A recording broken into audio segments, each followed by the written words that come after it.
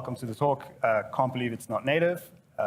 My name is Xandor Schiefer, and I'll be the chief thesis of this is that the web's come a long way since the last time most people considered the web as like a serious applications platform that could play with the big boys, especially on mobile, because I guess we all know that Gmail proved that we can make real applications in the browser, but how does it compete? I think many of us are left with memories of web apps that didn't work correctly, bugs, very janky performance, no capabilities, and that kind of thing. So things have changed, and that's kind of what this is about.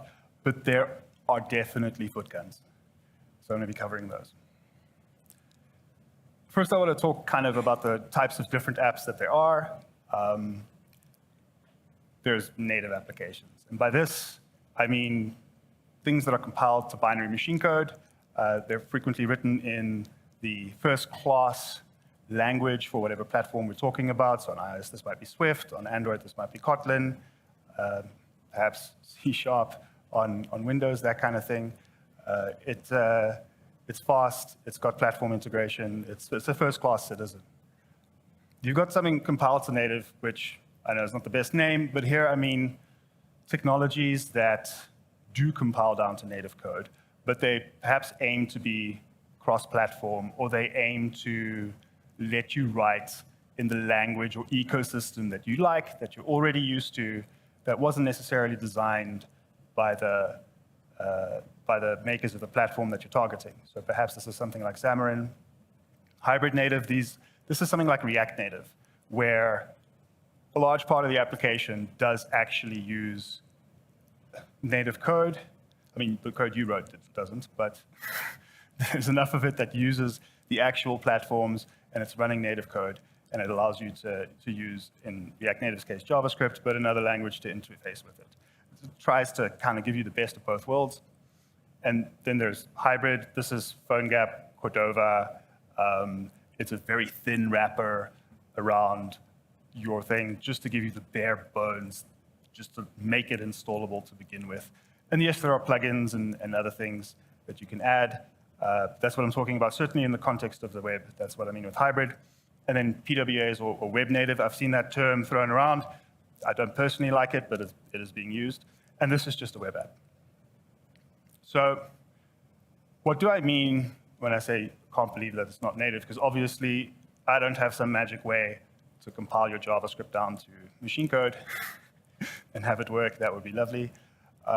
So I'm talking about things like platform capabilities. Can you use the APIs that the platform has available? The performance. What is it like? Is it close to or close enough to the native platform's performance? The design, how does it feel? Does it feel like something that was just kind of like transplanted from a different place and put here, and it like technically works, but it's just this uncanny valley feeling? The interaction, specifically the animation interaction, this is something that I want to kind of illustrate and focus on.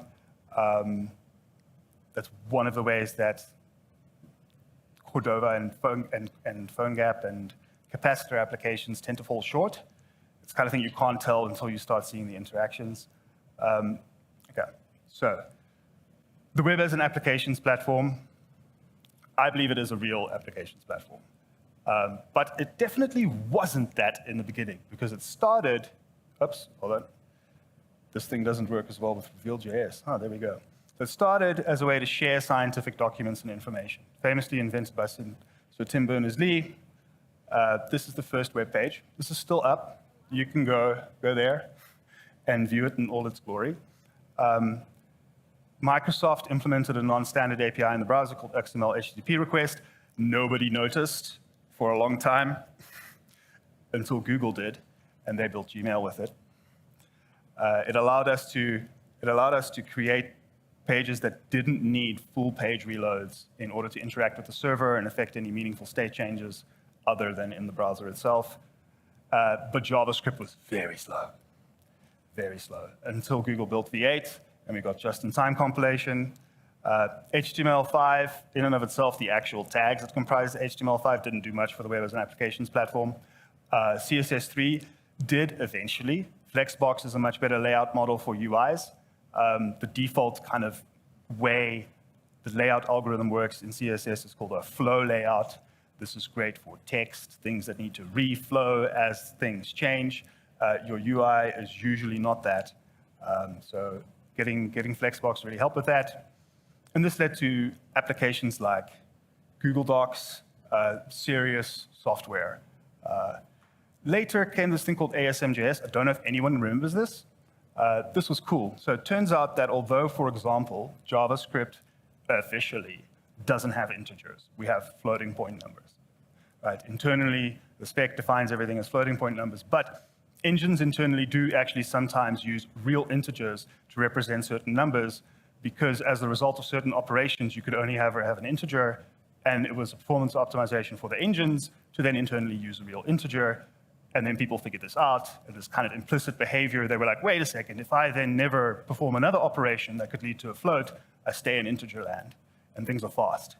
And then Mozilla went and decided, okay, we should turn this into like a spec. That became ASM.js, and ASM.js became WebAssembly, right? So that's kind of some of the evolution of this. And now we have applications like Photoshop, which runs in the browser. I'm sure there's some edge cases that can't do certain things, but it runs in the browser. It uses web components for its UI, and Figma as well uses, I don't know if they use web components specifically, but they do use WebAssembly for a large part of their layout engine, which is actually written in C++. So it's now, you can do documents, and you can do applications, and it's a bit of a spectrum, right? So there isn't just kind of one purpose for the web. I know a lot of people talk about how, at least I see online, about how the web was designed for documents and you shouldn't build applications with it. And I don't think that's necessarily true any longer. But because there's this philosophy of one web, we don't ever want to break things that already exist, things that are live, things that are deployed. It was indeed initially designed for documents, and thus there are certain things where the intuitive thing isn't the right thing if you want to build a good application. I want to talk a little bit about platform capabilities. The gap between what the web can do, like natively without PhoneGap, without capacitor, without anything like that, and what platforms can do is getting smaller. That gap mostly, I think, where that gap is still big, it's in relatively new platform APIs. So I had a look at, this is the React Native survey, but they asked the question in the survey, why, what platforms do you care about? Like what in React Native? Kind of why do you use React Native? And camera, permissions, notifications, deep links, web views, which is ironic given this talk, file systems. The web can do all of this. All of this is baked into a browser. Like the things that aren't are way further down the list. So here are some screenshots taken from a website called What Web Can Do Today. These capabilities, the X's and the crosses, aren't just dependent on which browser you're using and what version, but also what platform you're running it on. So I took these screenshots on Linux, which is definitely the third-class citizen when it comes to these kinds of things. But there's a lot of stuff that the web can just do now. It's not even on this list, but there's handwriting recognition built into the browser. But it's just there, it's an API, you can use it.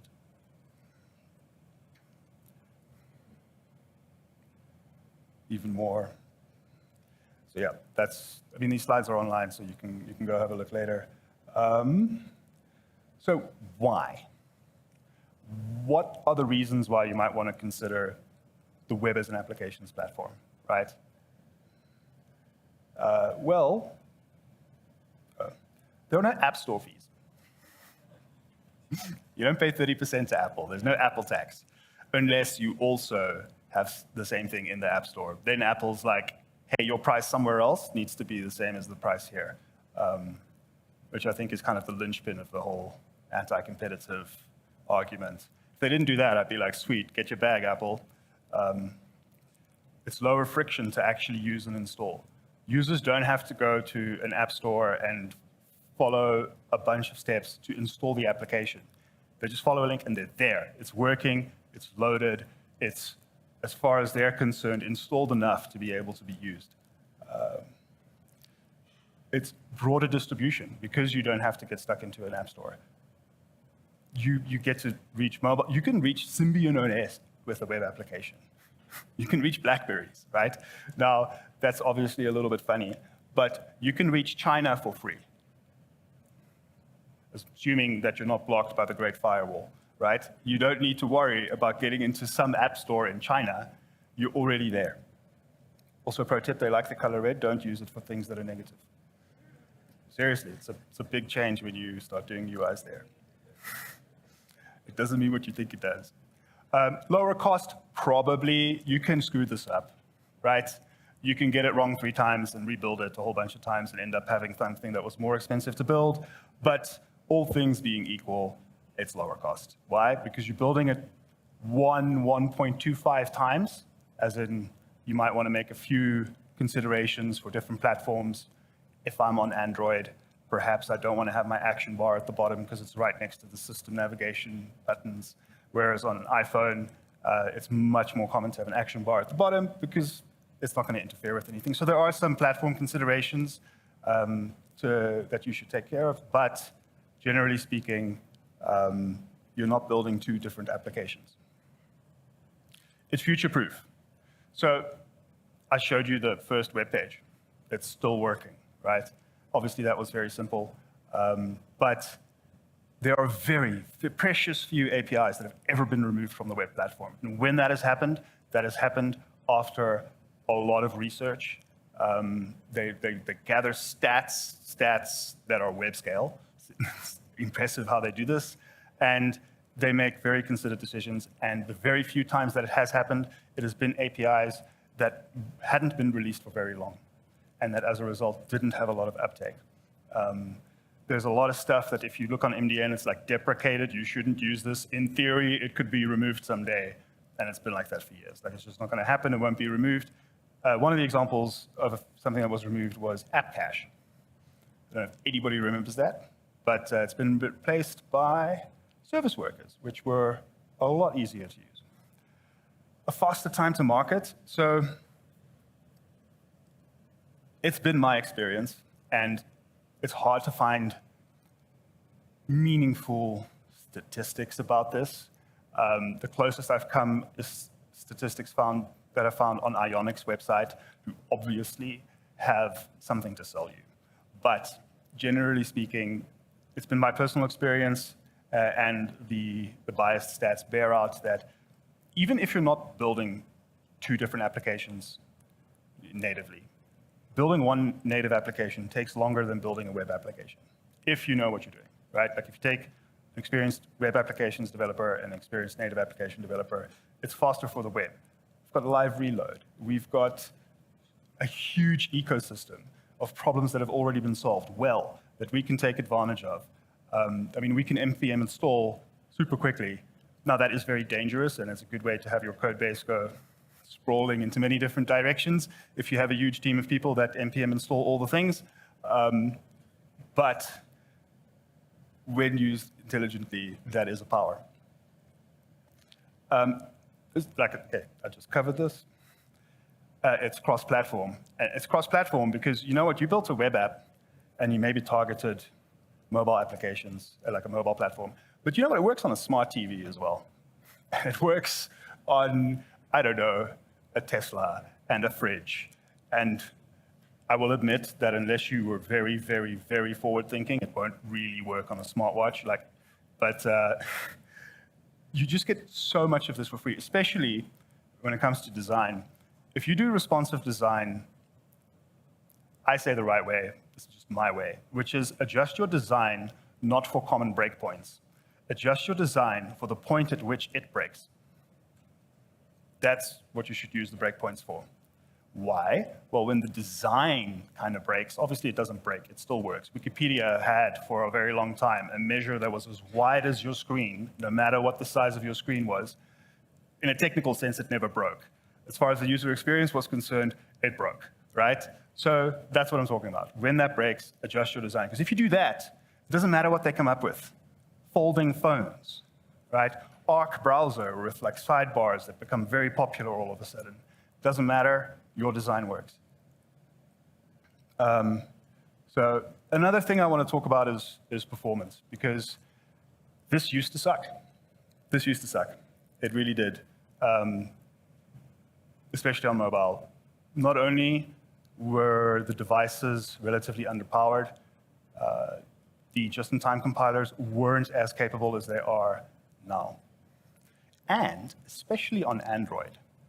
So there was a time when there was a lot of fragmentation in the Android ecosystem. And it's partly because device manufacturers would try to compete on features, especially on the web.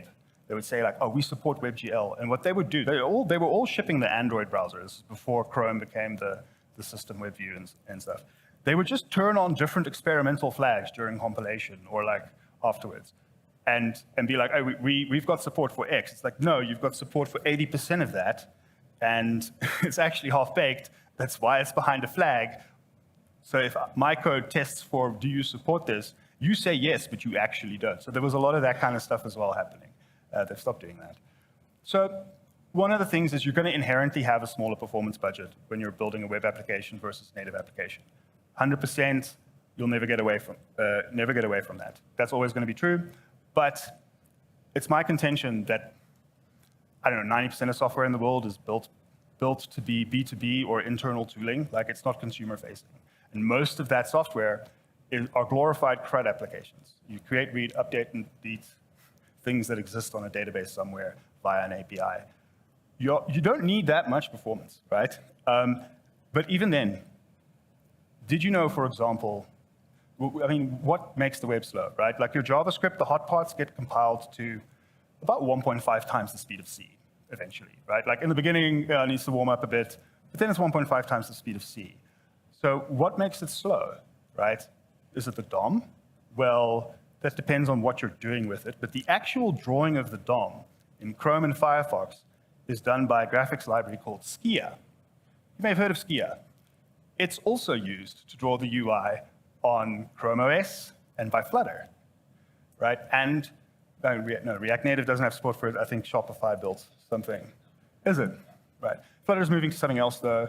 Skia is one of those things that is like a 2D performance-oriented graphics drawing library that's used by the web browsers to draw pixels to the screen. So again, the overhead, it's not as much as you might think it is. The problem is the foot guns. So a big one is blocking the main thread, right? JavaScript, single-threaded. Yes, you have web workers, but it's not like the kind of, it's not P threads, right? So you don't want to block the main thread. And this is interesting. If you look at the native applications documentation, the main thread is called the UI thread because that's what its primary purpose is, right? Yes, most of your application code will also run there, but UI code can run nowhere else, right? In theory, the rest of your code could run somewhere else. So web workers are something that we can use. This is not free. You have to copy the data over before it can be used in a web worker, or you have to be using shared array buffers. And there are libraries out there, like Google's got this thing called buffer-backed object, which has got this, obviously you don't have object literal syntax, so you have this interface you need to interact with, and it stores everything in shared array buffers underneath, and you can like share things for free with web workers. But honestly, chances are you're shipping too much JavaScript to begin with. So don't worry about that too much. Records and tuples I'm very excited about. These are going to be built-in data structures in the web browser that are immutable. And that means that two separately created records or tuples that are the same if you walk their trees are actually same by value equality, even if they were created in separate places, which means you'll be able to share them to web workers without having to copy them first. Hold on. So something like React Concurrent Mode is very interesting. What this does is it uses cooperative multitasking. It yields control back to the browser as it's doing its work. It literally uses request animation frame, I think. Well, they've got a new API for it, but that's what it initially used. So it does a chunk of work. That was what Fiber was about. It was about restructuring how it does work into chunks. And then once it's done a chunk, it's like, hey, yo, browser, here's control back to you. I'm going to schedule the rest of it at the end of the event queue. And then the browser, I don't know, is able to intercept events. And then eventually the rest of the work that was scheduled gets picked up. And there's a whole bunch of things about invalidation and changes that obviously make things more complicated. But if you have a lot of work to do and you don't want to pay the cost of setting something to a web worker, maybe you can chunk it and just yield control back in the meantime. Solid.js signals is also interesting, not because of the reactivity, but because, and this is mostly hidden from you in your programming model, but there's a lot of scheduling that goes on there, and inherently there's like this yielding of control back to the browser. I'm gonna have to speed things up just a tiny bit. Right. Another thing that can help with perceived performance is caching and prefetching network data. Modern routers in web applications make this really, really easy, right? This is like the paved path. This is easy to do. If you use something like React Query or Redux Toolkit Query,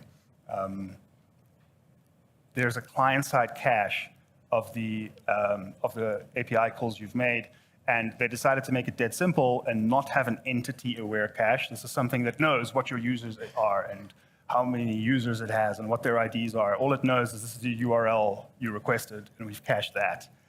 So if you request that same URL, you get it back. You can do entity-aware caching, but you probably know more than me already if you're doing that.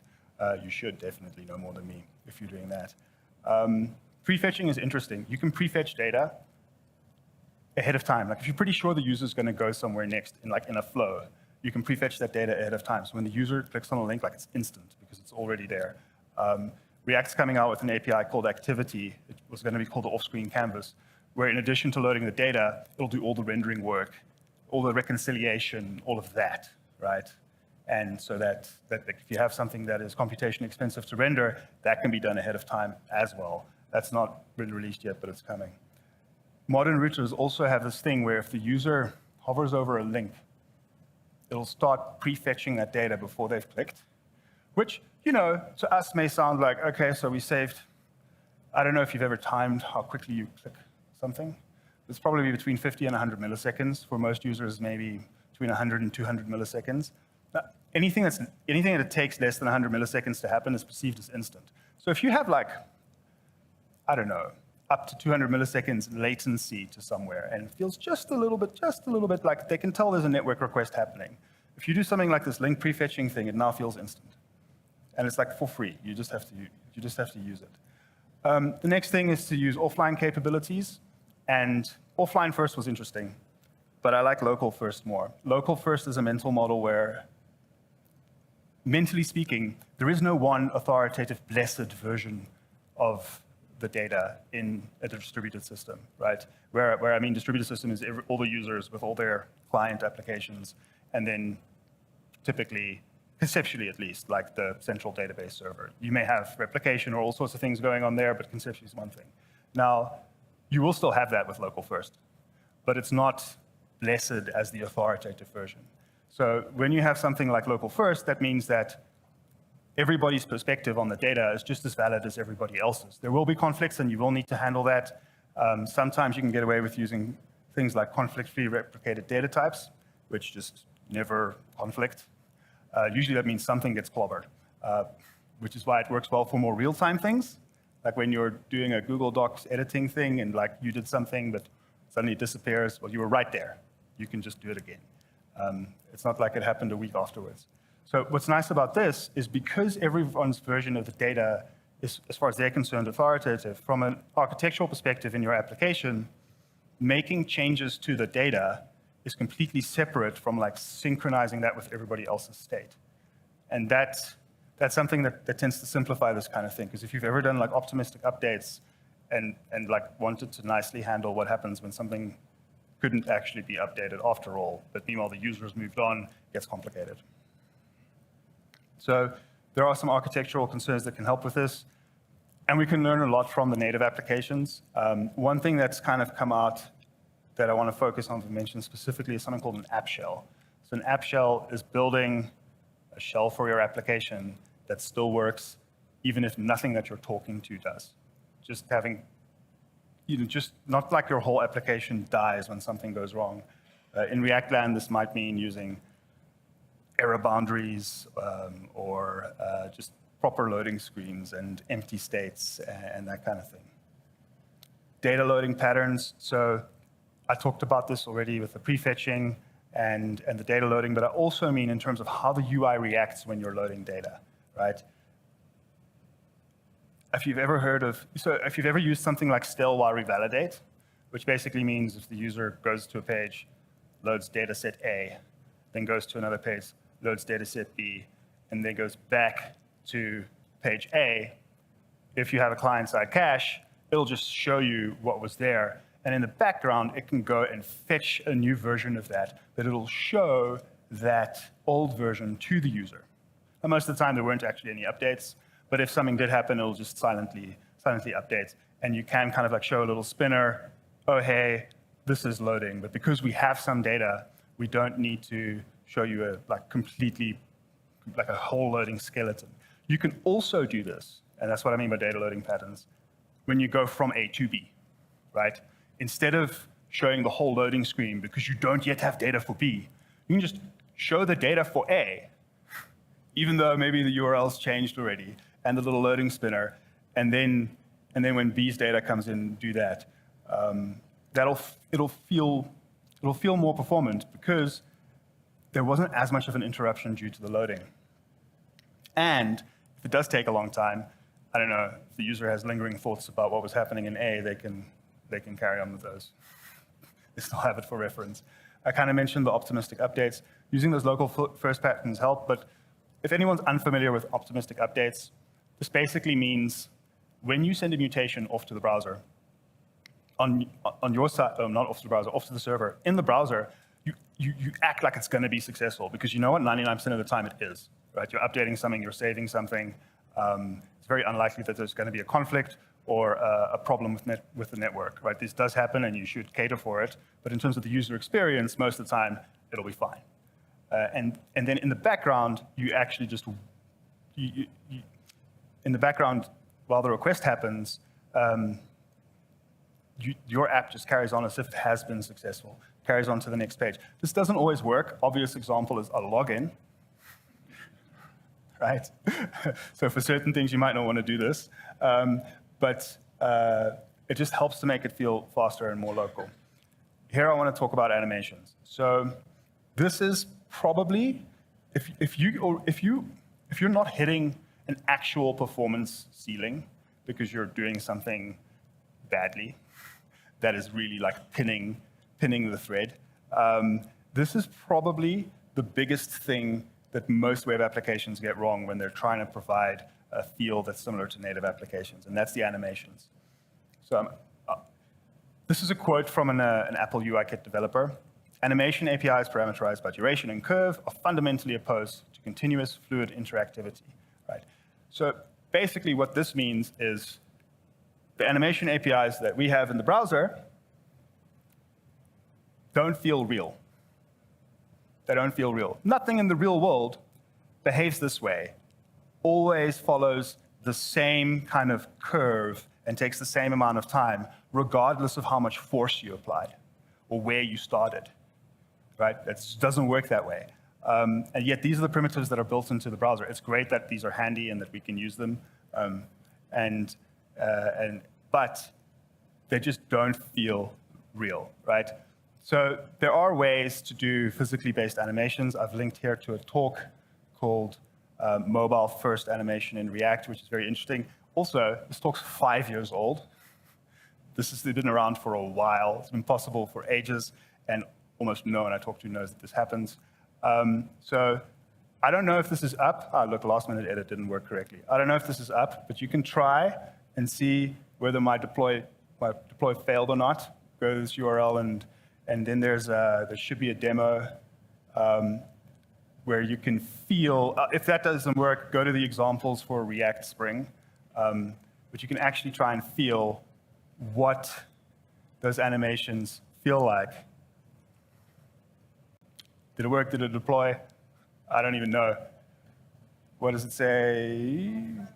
Not found. Right, okay.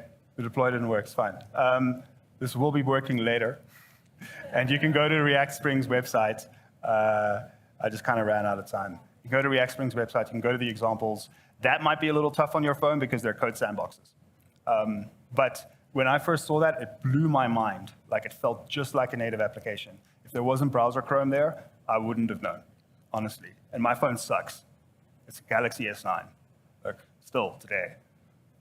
So in terms of design, there's a few things that we can do. There are CSS primitives now for using system fonts, like system UI font. There are also primitives for accent colors. So if the user sets some kind of theme that has an accent color, you can just grab that. There are there are system colors as well. There are CSS keywords for specific kinds of system colors. You can look these up on MDN. And of course, we all know about dark mode by now, I hope, that you can do this. An interesting one is text selection. Have you ever come to a website and like double-clicked something, or I don't know, I usually tend to like click around a lot while I'm reading. I don't know why. It's not like I need the assistance, but like I got ADHD, so maybe that's why. One of the things that comes out of the web being initially document-oriented is that everything's selectable. But on native UIs, only things that are like text, that is only stuff that's content, is selectable. And that's one of the things that can feel a little bit jarring. So there's now a thing called user select, which is a CSS property, and you can set this to none. Use this judiciously, right? Because, for example, Windows took it way too far when their alert boxes didn't have selectable text, and there's this error that looks like it's summoning Cthulhu, and I want to Google it, and I can't just copy-paste the thing, right? So think about it judiciously, don't abuse it, but it can help. So I'm gonna take some examples. And these are not going to be like the mobile examples, but I just want to show some of the web capabilities. This here is called Vile. This is a UI that allows you to program your mechanical keyboard. So QMK keyboards, you'll have to reflash your firmware, but once you do, you can use this. What's interesting about this is a Qt app that was compiled to WebAssembly and then uses the Web HID interface to literally program my keyboard live. I don't need to flash anything. I don't need to install anything. I don't need to reload anything. I just change my keyboard on the fly. Like it's magic. This here is just showing off a little bit of like WebGL stuff. I don't know, some people are very familiar with what it can do, and some people are not. So this is by a guy called Bruno Simon. He's got a course on 3JS, and this is kind of the thing that he's, well, hold on, wait a second. You know what would help? What would really, really help is if I shared my screen correctly. Huh? Yeah. Come. There we go, right? So this is his personal portfolio website, and I just recorded this like with a little quick screen grab. It works just fine. There's amazing things that you can do nowadays with that kind of stuff. You can program whole, real, like computer games in these kinds of platforms. Whoa. Okay, right, Bruno Simon. Fortnite in your browser. You can use this with your gamepad. Graphene OS. This is interesting. It's a custom Android ROM that's very focused on security. And I don't know if you've ever messed with custom ROMs on Android and installed this kind of stuff. Basically, you need to unlock your bootloader and install something and can talk to the firmware and make sure you've got the exact right version for the exact right model. Because if you have like the firmware that's for, I don't know, a slightly different revision or released for a different region in the world, you could brick your device. So you'd get everything right, double check everything, pray, and then like flash it and hope the power didn't die and brick your device. Anyways, nowadays you can just literally flash it from the web browser on the device. So, cool, this sounds nice. When might you not want to use the web, right? So there's no silver bullets in not just web development, but in development in general. I would say if something's genuinely very performance critical, right? Like if it's just inherently performance critical, it's something that's real time, right? It's something that's a demanding computer game. It's something that just needs to crunch a ton of data, and that's its primary purpose. Yeah, you might not want to do that. So if you need really deep platform integration, like you're building something that wants to take advantage of the latest APIs that are coming out on the platform, because let's say you're building something for the Apple ecosystem that integrates with all the various different devices. If you've got a skills gap, you might not want to do that. Like, let's say your devs don't know the web, or they don't know it well enough, right? Because that tends to happen as well. Like, there's a lot of kind of foot guns out there, and especially strategically speaking, you might want to think like, okay, well, do I want to invest in my developers like learning the web properly, or do I want to invest in them learning some other ecosystem properly? Because the thing with native is it's a paved road, right? There's an SDK and there's documentation and the idiomatic way to do things. It's a pit of success. You fall into it. Whereas with the web, it's got 20 years of backwards compatibility that is not just built into the browser, but that is SEO'd all over the internet. So when you search for something, you find articles that were good 10 years ago right alongside articles that are good now, and it takes a bit of experience to tell which is which. So anyway, so that was it. I hope you enjoyed it. I'm sorry that my deploy failed and that you couldn't feed it, but again, go to React Spring and feel that. And that's not something that's necessarily inherent to React, right? Like, that's the ecosystem I'm the most familiar with, but physics-based animation is something that you can do regardless of what like framework you're using, right? The key insight is the CSS primitives suck for feeding that way. So that was it. Do you have any questions? Yeah. I didn't remember playing, so forgive me for saying that question, but how is what you're describing any different to progressive web apps? And if it is different, what would be that one? So the question was, how is what I'm describing any different from progressive web apps? And if it is, what would be different? So my talk isn't really so much about progressive web apps in particular, right? You could build a progressive web application, and it's not necessarily different from what I've described per se. For me, it's more about, hey, the web as an applications platform is a genuine contender. And progressive web applications are really a marketing term for 3 capabilities, which is like web workers and a few others. The fact that you have that. But you'd still have to decide, hey, the web is capable as an applications platform before you would try to build a progressive web application, right? You'd have to decide that it was good enough for that. So that's not really different. It's just, my point isn't really to describe the technology specifically. It was more the fact that you can build really good applications and really good experiences that can rival native in many cases with web technologies, whether that's as a progressive web application, whether you end up using Capacitor to shrink wrap that so it can be installed in an app store, is really kind of beside the point for me in this context. I'm one of those developers that don't know the web well enough to do anything decent. Mm-hmm. Do you have a recommended starting point to go and say, hey, I want to upskill, but there's 30,000 frameworks. Where do I start sensing? Yeah, so the problem is there's no like authority, right? It's kind of like Christianity, and it's like everyone reckons they got it right. Like, we've got the one true version of this thing, and that's not the case. So I would say Tanner Lindsley, the creator of React Query, has come up with this concept of Tan Stack, right? So he's got a router, he's got form handling, he's got a whole bunch of stuff that you can use there. That will, and that's really the thing. Like, there's no web SDK, right? People are making them, but there is no blessed, handed down from on above web SDK. So Tan Stack is a good one, but other than that, it just takes a little bit of asking around. It is getting easier though, because there are, like, people have figured this out, and there are better sources out there now than there used to be. That is technically time. So if you have more questions, please come and speak to me afterwards.